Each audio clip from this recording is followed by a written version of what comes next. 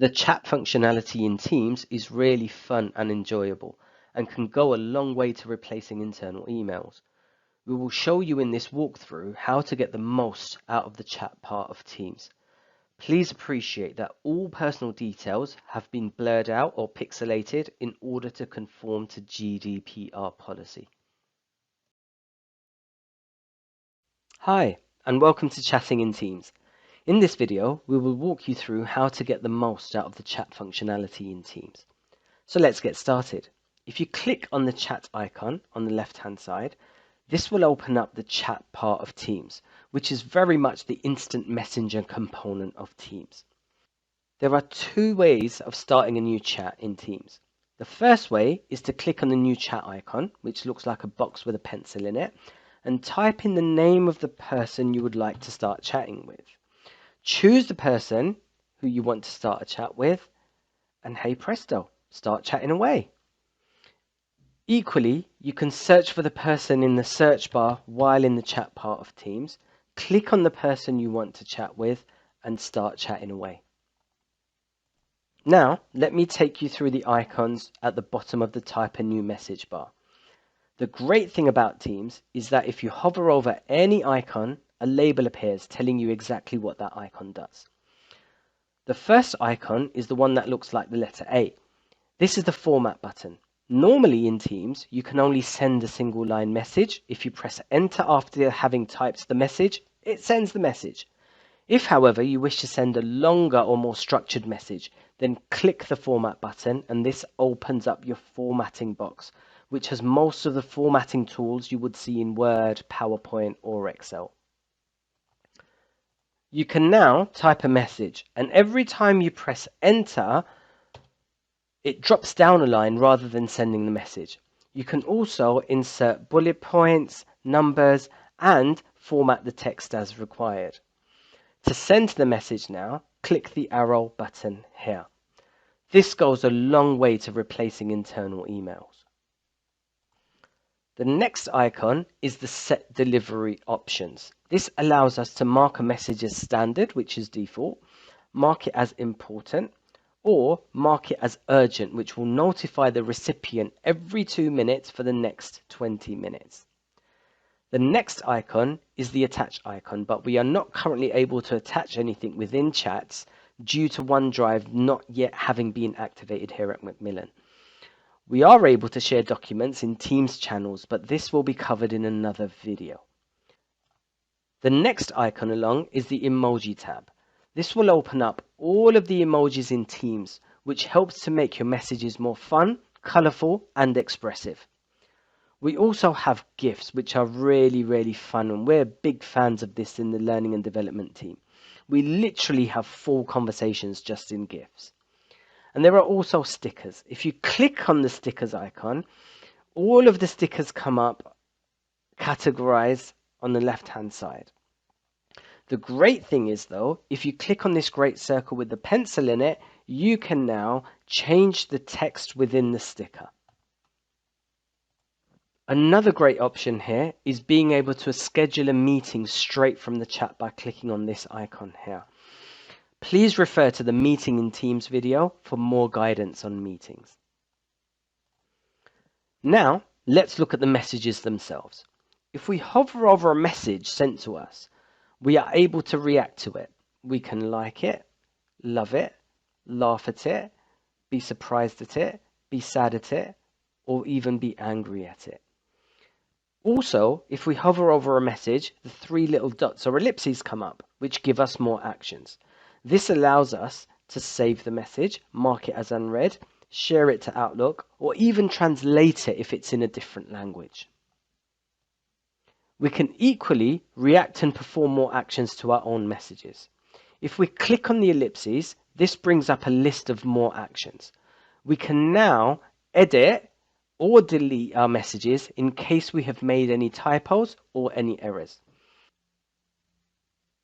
To edit the message, just click on edit and this will open up the message in a text box. You can click on the format button if needed, amend the message, and then click the tick to resend the message. Now let me take you through the icons at the top of the chat screen. Firstly, we can pop the chat out into a separate window by clicking on this tab here. Now you can have as many chats on the go as you please and still be able to access the main Teams window. The next icon is the Add Remove Participants tab. To remove a participant from a group chat, click on this icon here, hover over the name of the person you wish to remove, and click on the X next to their name. You then get a pop-up asking you to confirm their removal from the group. To add a participant, click on the Add Remove Participant icon and then select Add People. Type in the name of the person that you wish to add, select them from the list, and confirm how much of the previous chat history you wish to share with them, and then click Add. This will add them to the chat.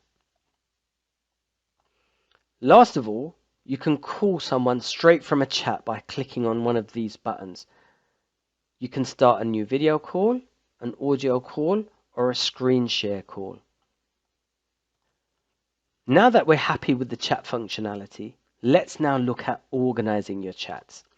You will see that they all appear here on the left-hand side of the screen, and all chats from meetings automatically migrate over into the chat part of Teams.